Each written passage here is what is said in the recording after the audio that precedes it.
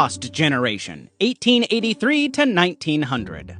If you were born into this generation, you'd literally be celebrating your 17th birthday in front of the trenches, huddled down with mud covering your entire body as bombs and missiles fly across your head. Well, sadly, it was during this era that the nightmare and horror of World War I was in full swing, and everybody experienced the trauma and death that came with it. A whopping total of 8.5 million people lost their lives in this war, and another 21 million went home with irreparable injuries. As if growing up and losing all your friends and family in a war wasn't enough torture, they were once again hit with the Spanish flu pandemic of 1918 that killed over 50 million people worldwide. Honestly, it was like a morbid game of death, and one thing was bound to kill you. And all these constant L's threw this generation into the early beginnings of the Great Depression, which consisted of a high rate of unemployment, insane abject poverty, and a general sense of hopelessness. These guys were called lost, not because they couldn't find their way home after a wild night out, but because after everything they went through, lost was the perfect way to describe them. Well, nobody can blame them for calling themselves a lost generation, honestly. However, a lot of good still came from these guys. They were still able to reach within themselves and come up with people who made significant contributions to the world. Well, they have Albert Einstein, who developed the theory of relativity, and Alexander Fleming, who discovered penicillin, who was also born during this time.